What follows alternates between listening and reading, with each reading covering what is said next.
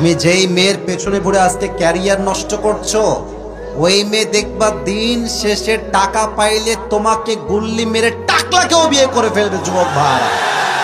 কোনো মেয়ের পেছনে ঘুরে নয়, নিজের ক্যারিয়ার যার ভালো তার জীবনটাই তো সুন্দর হবে যুবক ভাইরা, ঠিক কিনা বলো? ভালো সময়ে ভালোবাসার মানুষের কোনো অভাব হয় না, আর খারাপ সময় আপন মানুষগুলোকেও হারিকেন দিয়ে খুঁজে পাওয়া যায় না যুবক ভাইরা। দিস ইজ দ্য রিয়েলিটি যুবক ভাইরা। নিজের টাকা নিজে কামাই করা একটা কথা শুনো, আমারও বাবা আছে, আমারও মা আছে, আমারও বোন আছে, আমি একটা ফ্যামিলির সন্তান। তোমাদেরকে বাস্তব কথা বলছি যুবক ভাইরা, শোনো, যেই ছেলের টাকা বেশি তার পরিবারে 3 সন্তান হলেও দেখবা যে টাকা কামায় বেশি তাকে সবাই দাম দেয় বেশি। আর যেই ছেলে এখনো ইনকাম করতে শেখে নাই তাকে বাপ মাও দাম দিতে চায় না, দুনিয়া দাম দিবে কোথায়? আজকালকার বাবা মারা অনেক স্বার্থপর, আমি বলতে খুব লজ্জা পাচ্ছি, বাট আমাকে বলতে হবে। বাবা মাও আজকে টাকার হিসাব করে সন্তানদেরকে তারতম্য করে ভালোবাসে যুবক ভাইরা, আছে কিনা বলো? টাকা কামানো শেখো, নিজেকে যোগ্যতা সম্পন্ন করো। আর হ্যাঁ, তোমাদের এদিকে অনেক বন্ধু আছো, বন্ধু একটু জাস্টিফাই করে হিসাব করে বন্ধু বানাইও। ওই বন্ধু বানাবানা যে বন্ধু তোমাকে গাজার দিকে ডাকে, গাঞ্জা খাইতে ডাকে, প্রেম করতে ডাকে যুবক ভাইরা, বন্ধু বানাবা সেই বন্ধু যে তোমাকে 5 ওয়াক্ত নামাজ দিকে ডাকবে যুবক ভাইরা। এই জন্য বলে বন্ধু এমন বানাও যেই বন্ধু ভালো সময় হবে ছায়া এবং ভালো সময় হবে আয়না এবং খারাপ সময় হবে ছায়া। কারণ ছায়া কখনো পিছু ছাড়ে না, আর আয়না কখনো মিথ্যা বলে না যুবক ভাইরা, ঠিক কিনা বলো? আল্লাহ প্রত্যেকটা যুবকদেরকে এই কথাগুলো বোঝার তৌফিক দান করুন, সকলেই পড়েন আমিন। আজ আলোচনার সেন্ট্রাল থিম বা সাবজেক্ট ম্যাটার হচ্ছে নামাজ। বলেন সবাই, সেন্ট্রাল থিম বা মূল বিষয় হচ্ছে কুড়িগ্রামের সাউন্ড হচ্ছে, মাশাআল্লাহ। কই যা রে, হলুদ, হলুদ আর ঠ্যাং ভেঙে দিব রে, বসে পড়ো, খবরদার। এতগুলো লোক বসে আছে, একজন উঠলে ও লুঙ্গি টাইনা ধরে বসায় দিবেন যুবক ভাইরা। এখানে আউন যাইতো, বাউন যাইতো, হুতন যাইতো, বাট উঠন যাইতো না। খবরদার আর কেউ উঠবে না। হলুদ গেঞ্জি কি ব্রাজিলের নাকি রে? মেরে হাড্ডি ভেঙে দিব রে, খবরদার আর উঠবেন না। লিল্লাহি তাকবীর। বলেন আজ আলোচনার মূল বিষয়বস্তু কি? নামাজ। আরবিতে এটাকে বলা হয় সালাত। সালাত মানে হচ্ছে টমেটোর সালাত নাকি? না, সালাত মানে হচ্ছে নামাজ। নামাজ কাকে বলে, নামাজের ব্যাখ্যা কি, নামাজের গুরুত্ব কি, নামাজ নিয়ে ফুল স্পিচ আজকে দেওয়ার ট্রাই করব। সালাহ means literally connection, link or communicate. নামাজ মানে হচ্ছে সম্পর্ক। মুখস্থ করা শুরু করেন যুবক ভাইরা, মুরব্বীরা। নামাজ মানে সম্পর্ক, নামাজ মানে কানেকশন, নামাজ মানে link. The person who practices salah in every single day, he is actually maintaining a strong and continuous connection with Allah subhanahu wa ta'ala through the act of ritual prayers. যে বান্দা 5 ওয়াক্ত নামাজ পড়ে, দুনিয়ার সঙ্গে তার সম্পর্ক খারাপ হলেও রবের সঙ্গে তার সম্পর্ক খারাপ হইতে পারে না, ঠিক কিনা বলেন? সালাহ মানে হচ্ছে সম্পর্ক। সেকেন্ড মিনিং, সালাহ মিন্স টার্ন ফেস। এইদিকে তাকান, আমার চেহারা দিকে তাকান। আমি তাকিয়ে আছি ডান দিকে, তাকাইলাম এই দিকে, এটা হচ্ছে সালাহ। এই দিক তাকিয়ে আছি, তাকাইলাম এই দিকে, সালাহ। ইট মিন্স টার্ন ফেস, মুখ ঘোরানো। যেমনটা কোরআনে আল্লাহ তাআলা বলেছেন, আল্লাহ বলছেন ইন্নী ওয়াজ্জাহতু ওয়াজহিয়া লিল্লাযী ফাতারাস সামাওয়াতি ওয়াল আরদা হানিফা ওয়া মা আনা মিনাল মুশরিকিন। ইব্রাহিম আলাইহিস সালাম বলেছেন, আল্লাহ আমি আমার মুখ ফিরালাম আকাশ এবং জমিনের মালিকের দিকে, ওয়া মা আনা মিনাল মুশরিকিন, and I'm not from polytheist। আমি কোন মুশরিক নই, আমি কোন শিরককারী নই। আমার মুখ ফিরিয়েছে আমি এক সত্তার দিকে। আওয়াজ দিয়ে বলেন সবাই, তিনি কে? অথবা সালাত অর্থ হচ্ছে গেট ক্লোজার, কাছে যাওয়া। আমরা কি রবের কাছের বন্ধু হতে চাই না? তো আস্তে কইলে কি ওয়াজ করা যায়? আচ্ছা, আবার চান্স দিচ্ছি, আমরা কি রবের কাছের বন্ধু হতে চাই না? একটা বাস্তবতা দেখেন কুড়িগ্রামের ভাইরা, আমাদের জীবনটা কতটা বৃথা। যার সঙ্গে সম্পর্ক সবচেয়ে খারাপ হওয়া দরকার তার সঙ্গে আমাদের সম্পর্ক সবচেয়ে ভালো, আর যার সঙ্গে সম্পর্ক সবচেয়ে ভালো হওয়া দরকার তার সঙ্গে আমাদের সম্পর্ক সবচেয়ে খারাপ। যুবক ভাইরা ঠিক কিনা বলো? যেই দিন মালাকুল মউত আসবে সেই দিন আমরা বুঝবো যে রবের সঙ্গে সম্পর্ক সবচেয়ে বেশি ভালো হওয়া দরকার ছিল। ঠিক কিনা বলেন? নামাজ অর্থ হচ্ছে মুখ ফেরানো। এবার আসুন নামাজ নিয়ে কিছু কথা বোঝার ট্রাই করি। আচ্ছা একটা কথা বলেন তো, 5 ওয়াক্ত নামাজ এটা কি সুন্নত নাকি ফরজ? বুঝি নাই তো, সুন্নত নাকি ফরজ? ফরজ কেন হলো? প্রশ্ন, উত্তর আমি দিচ্ছি, বাধানোর জন্য বলি নাই, প্রশ্নের উত্তর আমি দিচ্ছি।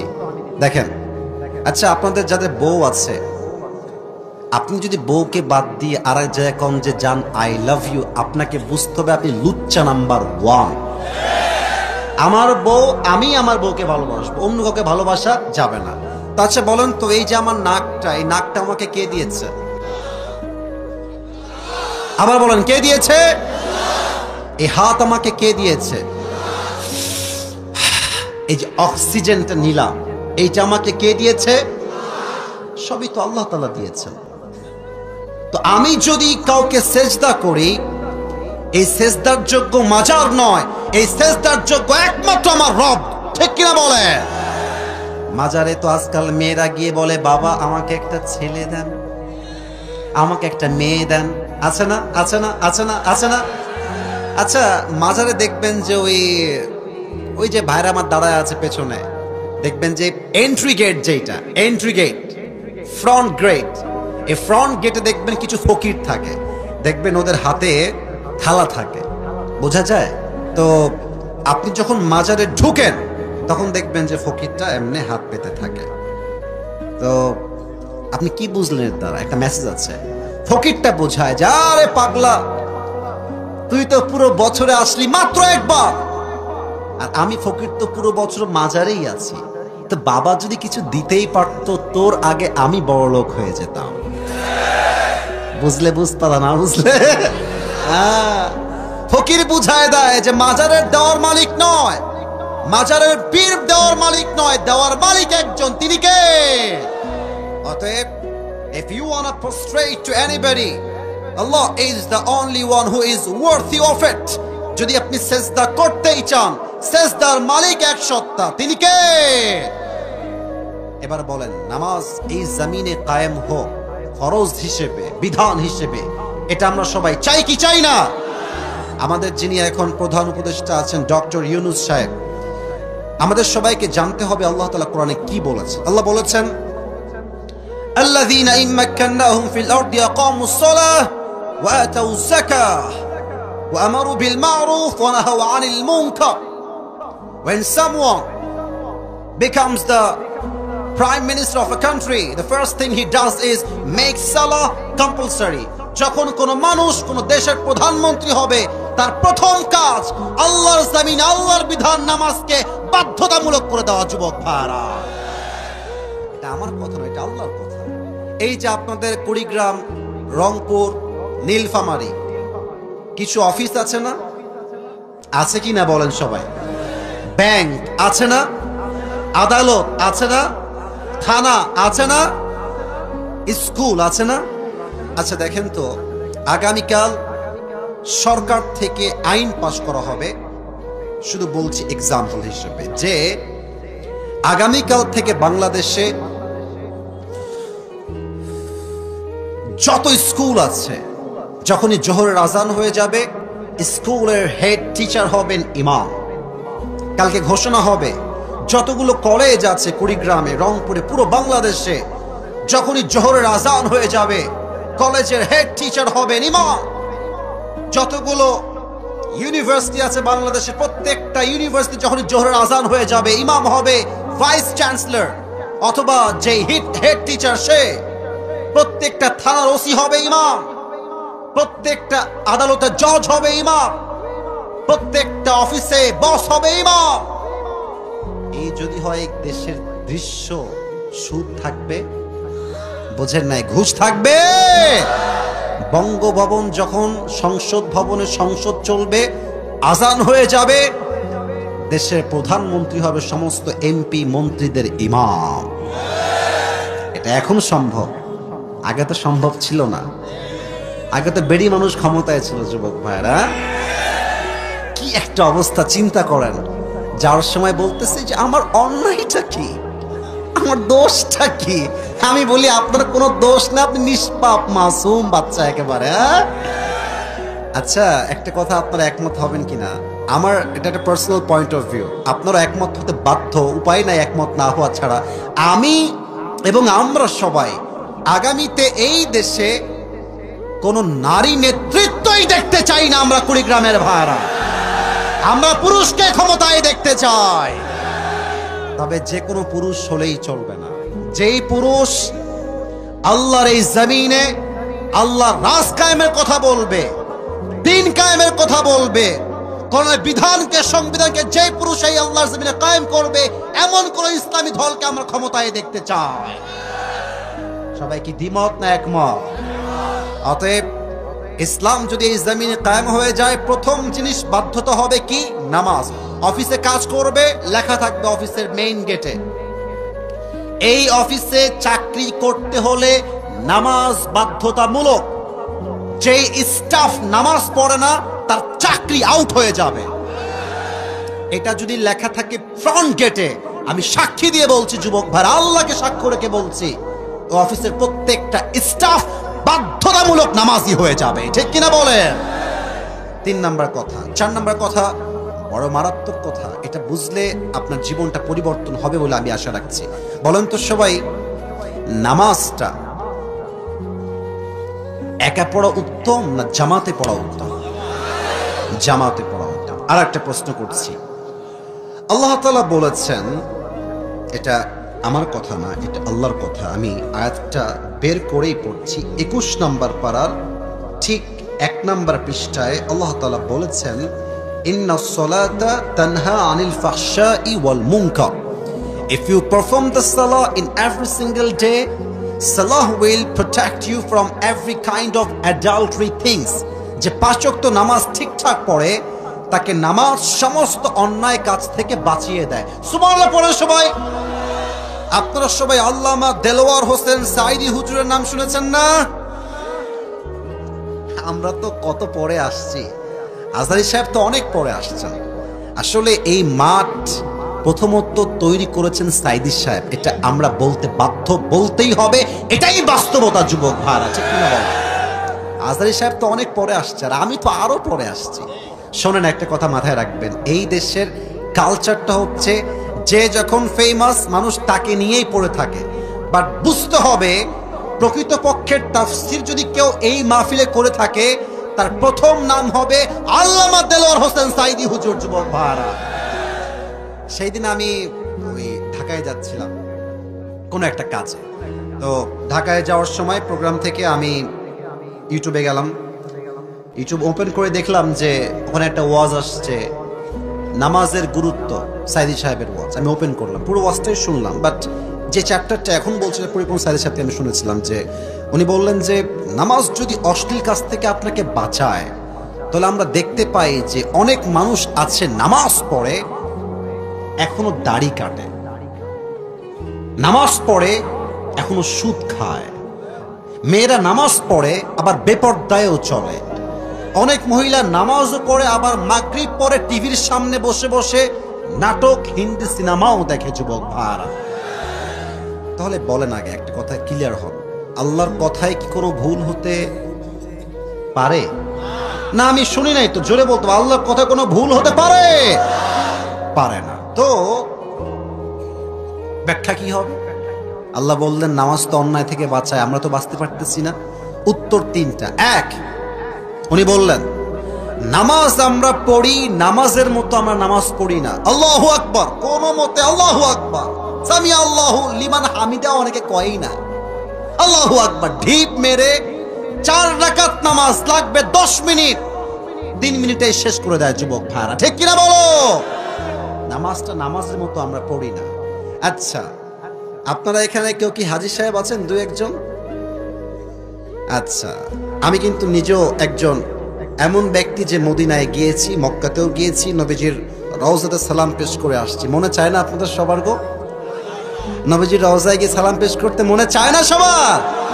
আমি দোয়া করি আল্লাহ সবাইকে জীবনে একবার হলো নবীজির রওজায় গিয়ে সালাম পেশ করার তৌফিক দান করুন। সকলে পড়া আমিন। মনে বড় আশা ছিল যাব মদিনায়, পড়েন সবাই। মনে বড় আশা ছিল যাব মদিনায়, সালাম আমি করব গিয়ে, সালাম আমি করব গিয়ে নবীর রওজায়। মনে বড় আশা ছিল যাব মদিনায়, পড়ামে। আরব সাগর পাহাড়ি দেহব নাই কো আমার তোরি, পাখি নই যে উড়ে যাব ডানাতে ভর করি, ঠিক কিনা বলেন? আশায় আছে সম্বল নাই, আশায় আছে সম্বল নাই, কি করি উপায়।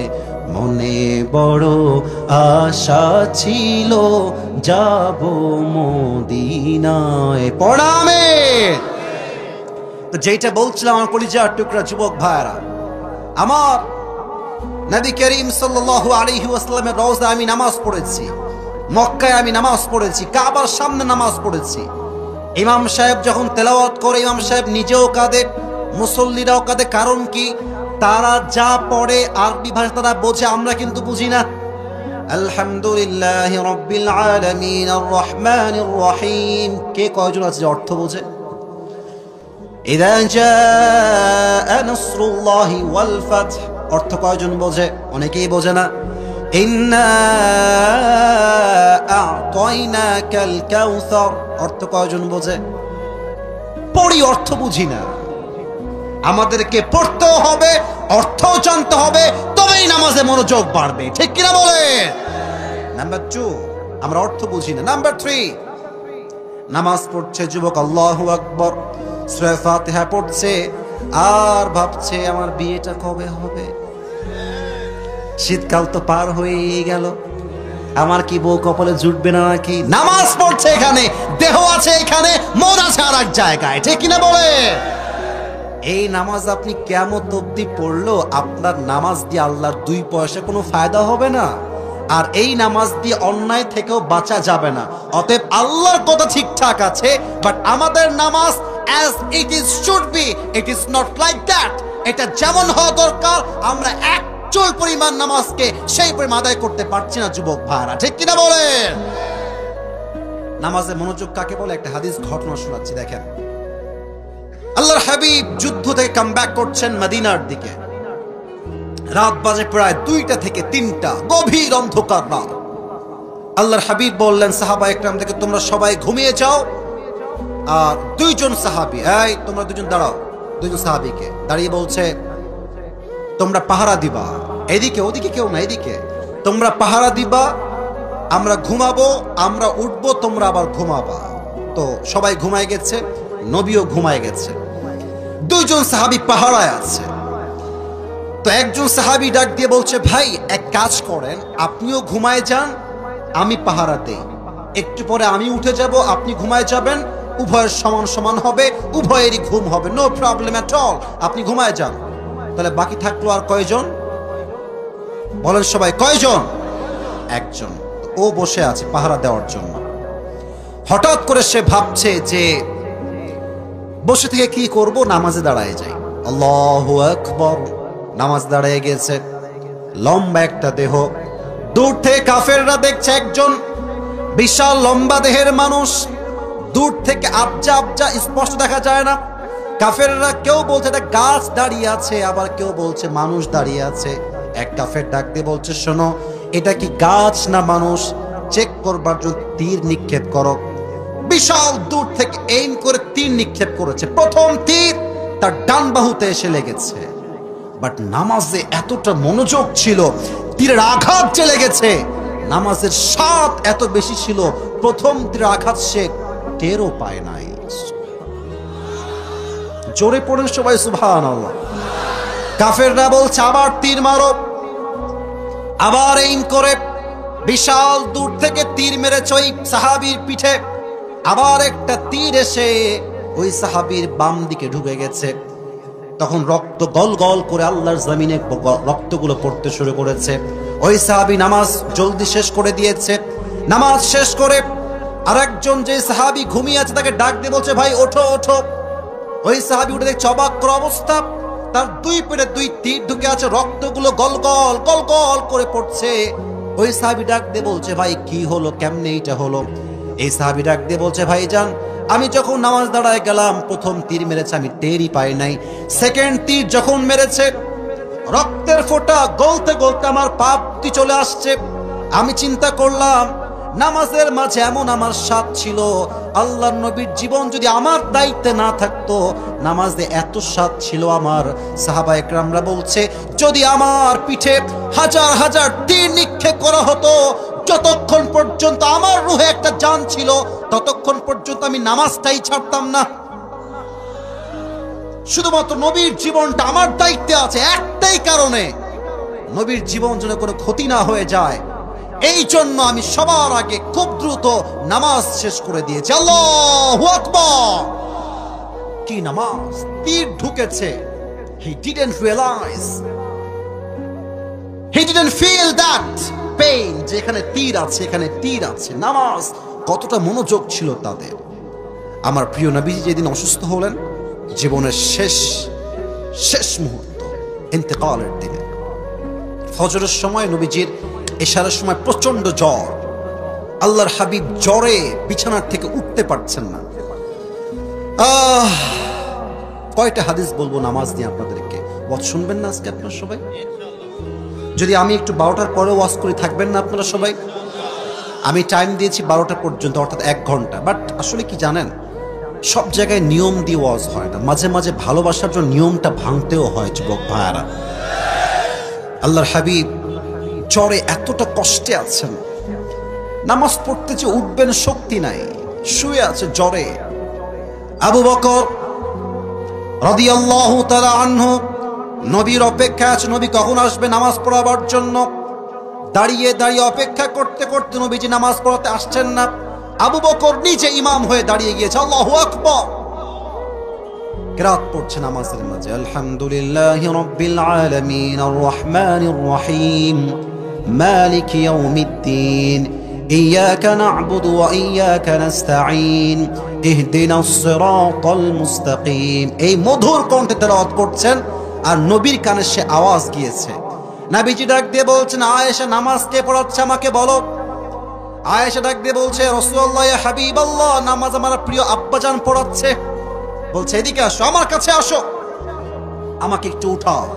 নবীজির পিঠে হালকা হাত দিয়ে আয়েশা উঠিয়েছে।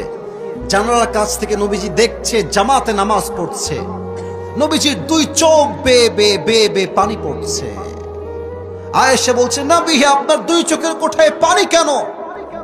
সাহাবা একরাম তো নামাজই পড়ছে, আপনি কাঁদছেন কেন? আল্লাহর হাবিব বলছেন, এই যে জামাতের নামাজটা আমি নবীজি দেখছি, এই জামাতকে কায়েম করবার জন্য আমি নবীজির দাঁত শহীদ হয়ে গেছে। আবার উহুদের ময়দানে দান মুবারক শহীদ হয়েছে। হাজার হাজার সাহাবীর জীবনের বিনিময়ে, রক্তের বিনিময়ে, শহীদ হওয়ার বিনিময়ে আল্লাহর জমিনে আল্লাহর জামাত কায়েম হয়েছে। যুবক ভাইরা ঠিক কিনা বলে?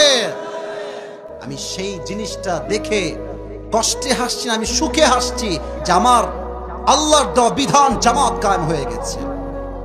এশারের নামাজ হয়ে গেল, ফজরের নামাজের সময় আসলো। ঠিক ফজরের নামাজের পরে জিব্রাইল আসছে, এসেই দরজায় দাঁড়িয়ে আছে। বলছে, জিব্রাইল আসো ভেতরে, আহলান সাহলান, এদিকে আসো। এসেই বলছে, আসসালামু আলাইকা ইয়া রাহমাতাল লিল আলামিন, নবী আপনার উপর সালাম, আল্লাহ নিজেই আপনাকে সালাম পাঠিয়েছে। নবী আপনি কেমন আছেন? নবীজির গায়ে প্রচন্ড জ্বর, জ্বরে আক্রান্ত প্রিয় নবীজি। নবীজি কি বলছে আপনারাও বলবেন। নবীজি বলছে, আলহামদুলিল্লাহ। আপনারা এইভাবে বলবেন, জোরে বলেন। আপনারা সবাই কেমন আছেন? আপনারা সবাই কেমন আছেন ভাই? মেসেজ কি? খারাপ থাকি আর ভালো থাকি, টাকা থাক বা না থাক, অভাব হোক কিংবা সুখ হোক, অলওয়েজ সবাইকে পড়তে হবে আলহামদুলিল্লাহ। এবার জিবরাইল বলছে, নবী হে, আমি তো আজকে একা আসি নাই, মেহমান আসছে। মেহমান? মেহমানটা আবার কে? নিয়ে আসো, যাও। মেহমান আসছে, এসেই বলছে, আসসালামু আলাইকা ইয়া রাহমাতাল লিল আলামিন। নবী হে, আপনার উপরে সালাম। আনা মালাকুল মউত, আমি রবের পক্ষ থেকে প্রেরিত মালাকুল মউত, আল্লাহ আমাকে পাঠিয়েছে ইয়া রাসূলুল্লাহ। তবে নবী, একটা কথা আপনাকে আগেই বলে ফেলি, আপনি পৃথিবীতে প্রথম মানুষ যাকে আমি আজরাইল নিজে সালাম পেশ করেছি। আমি আগে কখনো কাউকে সালাম দেই নাই। You are the first person, আপনি প্রথম যাকে আমি আজরাইল নিজেই সালাম দিয়েছি। আল্লাহু আকবার। নবীজি ডাক দিয়ে বলছে, মালাকুল মউত তুমি কেন আসছো? মালাকুল মউত ডাক দিয়ে বলছে, ইয়া রাসূলুল্লাহ, ইয়া হাবিবাল্লাহ, আমি তো নিজে কোথাও চাই না, আমাকে পাঠায় এক রব। আওয়াজ দিয়ে বলেন তো সেই রব কে? ও আচ্ছা আচ্ছা, তার মানে তুমি আমার রূহ কবজ করতে আসছো মালাকুল মউত? বলছে, ইয়েস, আমি আপনার রূহ কবজ করতে আসছি নবী হে। তবে হ্যাঁ, একটা কথা, আমার রব বলেছেন, এই মালাকুল মউত খবরদার, হাদা হাবিবি, এটা আমার হাবিব, বেয়াদবি করবি না, খবরদার। আগে গিয়ে বলবি, নবী আপনি কি যেতে চান না থাকতে চান? যদি আমার নবী থাকতে চায়, নবীকে রেখে দিবি, আর যদি নবী আসতে না চায়, নবীকে রেখেই তুই চলে আসবি। সুবহানাল্লাহ পড়ো সবাই। আসতে চাইলে নিয়ে আসবি, থাকতে চাইলে রেখে দিবি, জোরাজোরি করবি না। তা আমাদের তো এখানে অনেক যুবক ভাইরা বসে আছেন, মনে করেন কাল সকালবেলা একটা আপনার চায়ের দোকানে মিটিং বসেছে যুবকদের বন্ধুদের মিলে। তো 10 জন বন্ধু আছে। একজন বলছে, নেক্সট ট্যুর আমরা দিব হচ্ছে সাজেক ভ্যালিতে, সেই চট্টগ্রাম পার হয়ে সাজেক ভ্যালি। তো আর একজন বলছে, না না, আমরা নেক্সট ট্যুর দিব কক্সবাজার। আর একজন বলছে, না না, আমরা যাব রাঙ্গামাটি। তো দেখবেন যে যে যার বন্ধু, সে যেখানে যেতে চায় তার বন্ধুও সেখানে যেতে চায়। যুবক ভাইরা ঠিক কিনা বলো? তা আমি বসে আছি, এই মুরব্বি কই যায়? মুরব্বি, ও বাচ্চা আছে, আচ্ছা আচ্ছা আচ্ছা, যান যান যান যান। হায় হায়, কোন বাচ্চা কোলে নিয়ে আসছে গো? আচ্ছা সাইডে যান, এদিকে সবাই একটা কাশি দেন, লিল্লাহি তাকবীর। তো আমার বন্ধু যদি বলে কক্সবাজার যাব, আমার বন্ধু আমার দিকে তাকায় বলবে, আসিফ কিরে তুই কোন দিক যাবি? তা আমিও বলবো, বন্ধু চলো আমিও কক্সবাজারে যাব, তুমি যাবা যেখানে, আমি আছি সেখানে। তো নবীজির বন্ধু হচ্ছেন জিবরাইল আলাইহিস সালাম। মালাকুল মউত বলছে, নবী হে, আপনাকে যেতে হবে রবের কাছে, আমি নিতে আসছি আপনাকে। তো এদিকে তাকান, আমি চশমাটা একটু খুলি। নবীজি হাদিসে আসছে, 2 চোখ দিয়ে জিবরাইলকে দেখছে। জিবরাইল কে? কি বলো, কি করব আমি, বলো, আমি কি যাবো না, কি যাবো না? জিবরাইল বলছে, ইয়া রাসূলুল্লাহ, আল্লাহ তাআলা আরশে আজিমে আপনার সাক্ষাতের অপেক্ষায় বসে আছে, আপনি গেলেই ভালো হয়। নবীজি বলছে, তাই নাকি, যেতেই হবে? ঠিক আছে। আইনা আয়েশা, আমার কলিজার টুকরা বউ আয়েশা কোথায়? এদিকে চলে আসো জলদি করে। আয়েশা রাদিয়াল্লাহু তাআলা আনহা দৌড়ে দৌড়ে আসছে। কি হয়েছে ইয়া রাসূলুল্লাহ, ইয়া হাবিবাল্লাহ, কি হয়েছে আপনার? এত জরুরি ডাক কেন আপনি আমাকে দিয়েছেন ইয়া রাসূলুল্লাহ? বলছে, আচ্ছা আয়েশা, তোমাকে যে আমি কয়েকদিন আগে কয়েক টুকরা স্বর্ণ দিয়েছিলাম, এই স্বর্ণগুলো কোথায়? খুব যত্নে রেখেছি নবী হে, আমার ডয়ারে রাখা আছে আলমারিতে। বলছে, যাও, গো ব্যাক, ফিরে যাও, সব নিয়ে আসো এখনই। নিয়ে আসছে সব স্বর্ণ হাতে করে, কয়েক টুকরা স্বর্ণ। It's a very little bit, খুবই কম, নট এ বিগ, একদম ছোট্ট একটা অংশ। নবীজি বলছে, যাও, এটা এখনই আল্লাহর রাস্তায় দান করে দাও। নবী, থাক না, এটা আমার কাজে আসবে, ফাতেমার কাজে আসবে, আমাদের সবার কাজে আসবে, থাক না বাসায়। নবীজি বলছে, আয়েশা, আমি আমার রবের সঙ্গে এমন অবস্থায় সাক্ষাৎ করতে চাই যে অবস্থায় আমি নবীর কাছে এক চুল পরিমাণ কোনো সম্পদের পাহাড় ছিল না। সুবহানাল্লাহ। আমাদের আজ কত অভিযোগ, আমি আসিফ সহ আমরা সবাই তো এখানে মধ্যবিত্ত পরিবারের সন্তান আমরা, ঠিক কিনা বলে?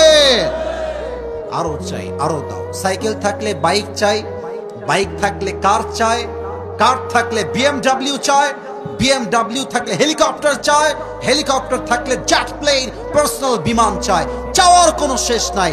আর কিছু কিছু মেয়ের চাহিদা এত খারাপ আজকে এই বাংলাদেশে, এরা আইফোন 16 প্রো ম্যাক্স পাওয়ার জন্য কক্সবাজার পর্যন্ত চলে যায় যুবক ভাইরা। চাহিদার কোনো শেষ নাই আমাদের মাঝে। আর নবী একটা মাত্র স্বর্ণ দান করে দাও আল্লাহর রাস্তায়, দান হয়ে গেছে। নবী হে, ইটস ডান, দান হয়ে গেছে, এবার কি করব? বলছে তুমি চলে যাও এখান থেকে। মালাকুল মউত আসো, আমার রূহ কবজ করো। যখন রূহটা কবজ করতে যাবে, হায় হায় হায় হায় হায়, নবীজি শেষ মুহূর্তে দুইটা শব্দ বারবার বারবার বারবার বললেন। এক, আসসালাত আসসালাত আসসালাত আসসালাত। উম্মতরা নামাজ নামাজ নামাজ।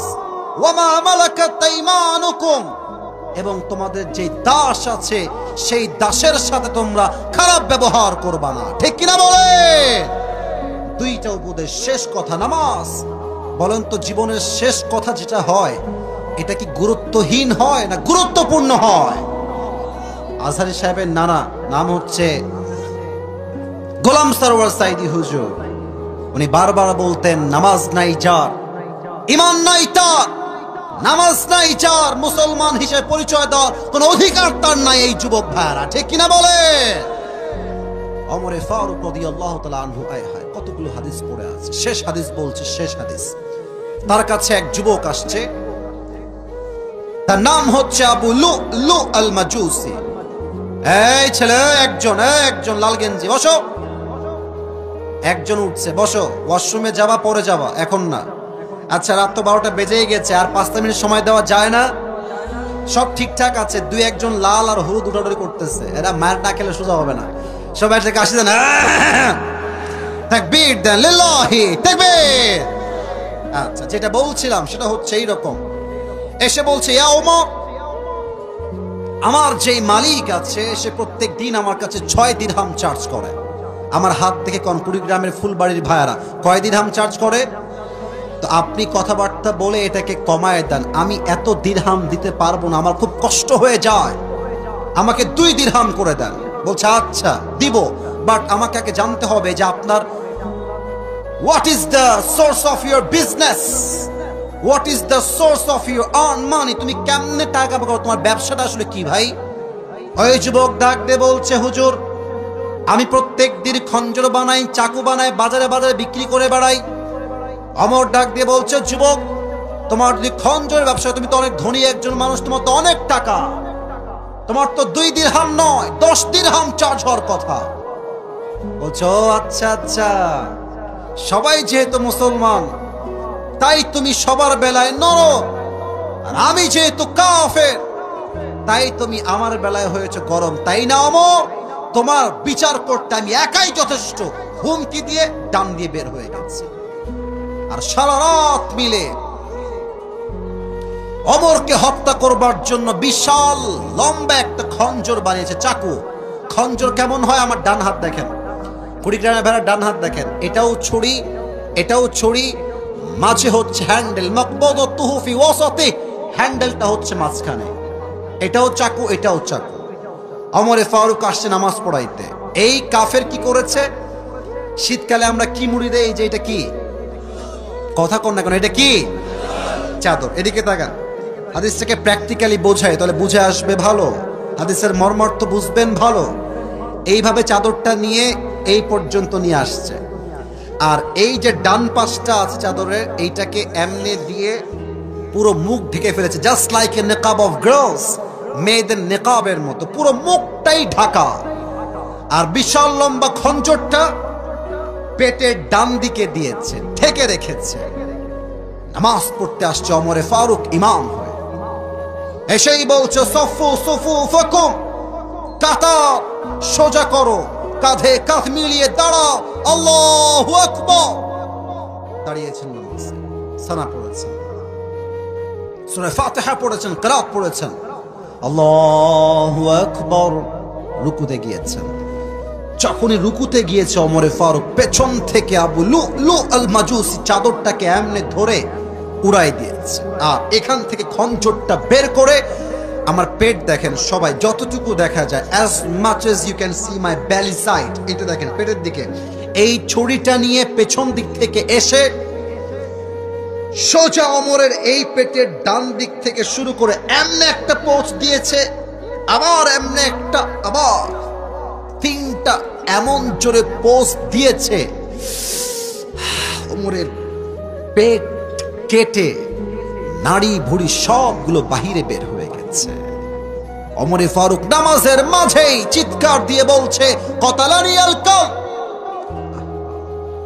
আমাকে একটা কুকুর হত্যা করেছে, আমাকে বাঁচাও, কে কোথায় আছো? এমনি অজ্ঞান হয়ে পড়ে গেছে।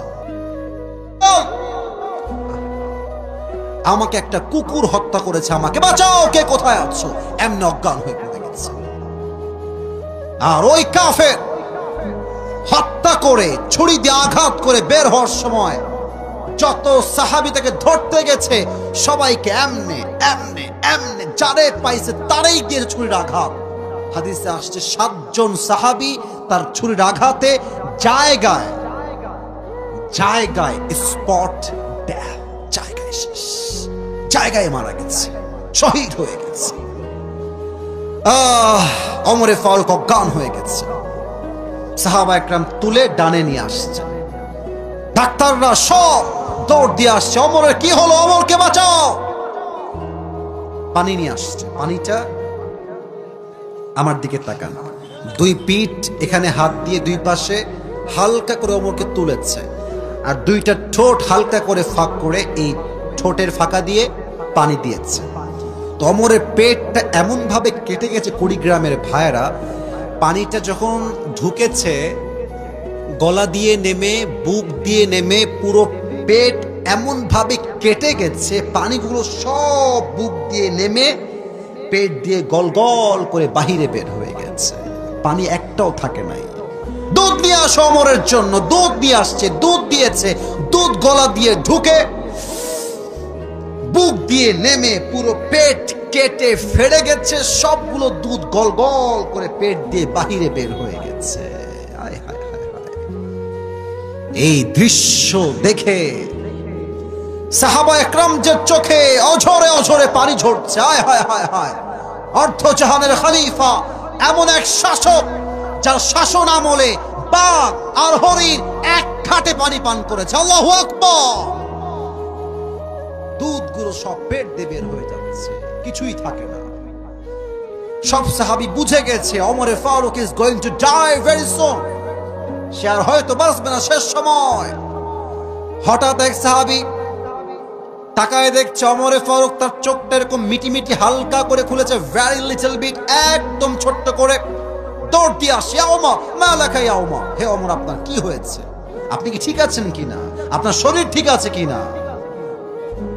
ওমর কোনো কথা বলছে না, সোজা বলছে এদিকে আসো, আর এই ইঙ্গিত করছে কানের দিকে, কানটা মুখের কাছে নিয়ে আসো। ওই সাহাবী দৌড় দিয়ে এসে কানটা মুখের কাছে দিয়েছে, ভেবেছে হয়তোবা ওমরে ফারুক বলবে এই তুমি আমার রাজ্যকে দেখে রেখো, আমার বউকে দেখে রেখো, বাচ্চাকে দেখে রেখো। এই চিন্তা করে তার কানটা ওমরের মুখের কাছে নিয়েছে।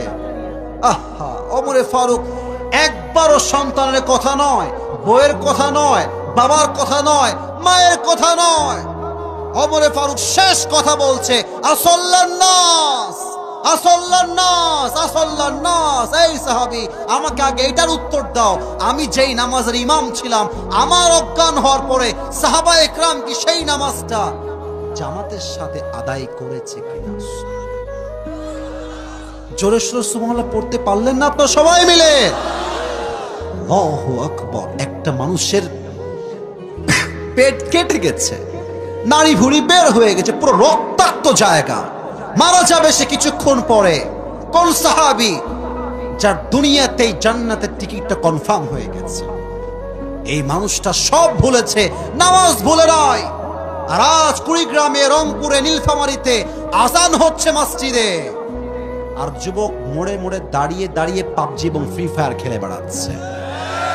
আজান হচ্ছে মসজিদে, কিছু মেয়ে এতটা বেহায়া নির্লজ্জ আমি দেখেছি, পুকুরের মাঝে ওপেনলি মুরব্বীদের সামনে গোসল করছে নির্লজ্জ বেহায়ার মতো যুবক ভাইরা।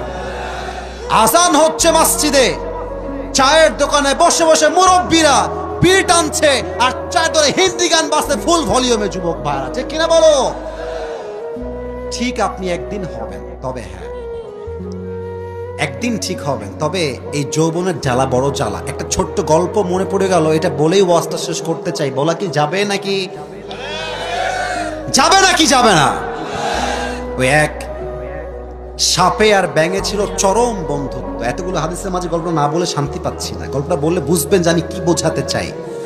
সাপে আর ব্যাঙের চরম বন্ধুত্ব। তো একদিন ব্যাঙ বলছে সাপ, বন্ধু তোমার যে চেহারা জাস্ট ওয়াও, তোমার যে গায়ের রং just looking like a wow, তুমি তো জাস্ট ওয়াও বন্ধু, তোমার চেহারা সুন্দর, তোমার গায়ের রং সুন্দর, তোমার যে ফসফস করো এমনে ছবল তোলো, wow amazing cool damn excellent fabulous genius awesome, অনেক সুন্দর লাগে বন্ধু তোমাকে দেখতে আমার। তবে হ্যাঁ বন্ধু, তোমার একটা বিষয় আমার একদমই ভালো লাগে না। তো সাপ বলছে কি কি বিষয় ভালো লাগে না তোমার বন্ধু? বলছে বন্ধু সবই ঠিকঠাক আছে, চেহারাও সুন্দর, রঙও সুন্দর, ফসফসও ঠিকঠাক, কিন্তু বন্ধু তুমি যখন রাস্তা দিয়ে হাঁটো তিরিং বিরিং করে হাঁটো, এটা আমার ভাল লাগে না, সোজা হয়ে হাঁটা যায় না বন্ধু। সাপ বলছে বেয়াদব, এত বড় সাহস, তুই সাপের ভুল ধরিস। ফস করে উঠছে, খাইয়ে ফেলবে আপনি, ফস করে উঠছে। ব্যাঙ বলছে ও বাবা, এত প্রশংসা করলাম, একটাও ভাল লাগলো না, একটা বদনাম করলাম, গায়ে লেগে গেল তোমার বন্ধু। এক লাভ দিয়ে পড়ছে পুকুরের ভেতরে। এই যে সাপ ফস করে উঠেছে, এই পাশে ছিল এক রাখাল মামা, কে রে ফস করলো, দৌড় দিয়ে আসছে, দেখছে মাশাআল্লাহ সাপ বাবাজি এমনে আছে, আর রাখালের হাতে ছিল বিশাল বড় এক লাঠি, বিসমিল্লাহ বলে জায়গাতেই শুরু করে দিয়েছে, মার শালাকে ধরে মারা শুরু করছে সাপকে। 5 মিনিটে মেরে একদম সমান সোজা করে ফেলছে। এখন 2 ঘন্টা পর ব্যাঙ বলছে কি রে বন্ধু, কোনো ফসফস নাই, বন্ধু গেল কোথায়? ব্যাঙ উঠে আসছে পুকুর থেকে, দেখছে বন্ধু আমার ফসফস নাই, সোজা হয়ে আছে। কাছে গিয়ে দেখে কি রে বন্ধু সোজা কেমনে হইল? দেখছে বন্ধুর ফেনা মেনা কিছু নাই, সব ফেনা বের হয়ে গেছে, জীবন্তই নাই, মরেই গেছে আমার বন্ধু। এবার ব্যাঙ সাপের লাশের কাছে এসে বলছে বন্ধু সোজা তো আপনি হইলেন, তবে ফেনা থাকতে আর সোজা হইতে পারলেন না, ফেনা বের হয়ে আপনি সোজা হইলেন। তা যুবক, নামাজি তুমি একদিন হবা, নামাজ তুমি একদিন পড়বা, তবে যৌবনের জ্বালা বড় জ্বালা। এই জ্বালা যেই দিন শেষ হবে, হায়াত শেষ মুহূর্তে আসবে, সেই দিন নামাজি হতে মনে চাইলেও 5 ওয়াক্ত নামাজ তুমি শরীরের বার্ধক্যের জন্য ঠিক মতো আদায়ও করতে পারবা না, ঠিক কিনা বলো? সময় থাকতে ভালো হয়ে যাও। এই একটা কথা মনে পড়ে গেল, শেষ কথা এটাই বলে শেষ করে দেই। ওই এক মুরব্বী সারা জীবন ছিল বদমাইশ, সারা জীবন যুবক বয়সে তামা করে ফেলছে বদমাইশি করে, এখন শেষ বয়সে এসে হজ টস করে অনেক ভালো হয়ে গেছে। এরকম লোক বাংলাদেশে আছে না? না ওয়াজ এভাবে বললে ওয়াজ করা যাবে না, আছে না নাই বলেন? সারা জীবন মানুষের হক মেরে খায়, জমিন মেরে খায়, এই সেই মারামারি করে এলাকার সবাই চেনে, এটা বদমাইশ নাম্বার 1। বয়সের শেষ জীবনে গিয়ে হাজি সাহেব হয়ে মাশাআল্লাহ ইয়ার ইয়ে তো আভি কবি জান্নাত সে ভাগ কে দুনিয়া আমি আই, হ্যাঁ জুব্বা টুব্বা পরে ভালো হয়ে যায়। তো এক ছেলে সাদা জুব্বা, পিচ্ছি বসো এদিকে তাকান, এক ছেলে তার বাপকে মেরে ফেলেছে, হত্যা করে ফেলছে একেবারে। এখন এই হত্যার দায় কেমনে ঠেকাবে, কে বুদ্ধি দিবে? কাউকে পায় না, সবার কাছে যায়, ভাই কি বুদ্ধি, হত্যার মামলা থেকে বাঁচবো কেমন করে? তো কেউ বুদ্ধি দিতে পারছে না। তো একজন মুরব্বী বলছে শোন, এই যে আমাদের এলাকার আগে বদমাইশ ছিল একটা মুরব্বী, আগে খুব বদমাইশ ছিল, এখন ভালো হয়ে গেছে, ওর কাছে যা, ও একটা বুদ্ধি দিয়ে দিবে। তো সে মুরব্বীর কাছে আসছে, এসে বলছে চাচা বিপদে পড়ে গেছি। কিরে কি করেছিস তুই? ভাতে যাই দিকে কি করেছিস? বলছে বাপকে মাইরা ফেলছে একেবারে। জায়গা শেষ করে ফেলছি, এখন এই দায় ঠেকাবো কেমনে, মামলার দায় ঠেকাবো কেমনে। চাচা দেখেন কি বদমাইশ, মানে যে ভালো বয়সে হয় না, যুবক বয়সে, সে আসলে কখনোই ভালো হতে পারে না। যুবক ভাই কথা ঠিক আছে কিনা বলো? তো চাচা বলছে কি এত বড় বদমাইশি কথা, আমি ভালো হয়ে গেছি, আমি এসব করি না এখন আর। যদি আমি ভালো না হতাম তাহলে বলতাম যে তুই মেরেই ফেলেছিস, এখন দড়িতে টাঙায় রেখে দে, কিন্তু যেহেতু ভালো হয়ে গেছে তাই আমি বুদ্ধিটা দিব না। বুদ্ধি কি আসলে দিয়েছে নাকি দেয় নাই? কি বদমাইশ দেখেন কি বলতেছে, যে আমি যেহেতু ভালো হয়ে গেছি তো তাই এগুলো বুদ্ধি দিব না। যদি আগের মতো থাকতাম তাহলে বলতাম যেহেতু মেরেই ফেলেছিস এখন রশি দিয়ে টাঙায় রেখে দে, মানুষ ভাববে ফাঁসি নিয়ে মরে গেছে, যেহেতু ভালো হয়ে গেছি আর বলবো না। তার মানে যে যুবক বয়সে ভালো হতে পারে না সে আসলে কখনোই আর ভালো হতে পারে না, ঠিক কিনা বলে? অতএব নামাজে ডাকলে তোমরা বলো ভাই প্যান্ট খারাপ, কাল থেকে শুরু করব। এরকম বাটপাড়া আছে না, এই তোর প্যান্ট খারাপ কেন, তুই কি বিয়ে করছিস নাকি রে ছেলে?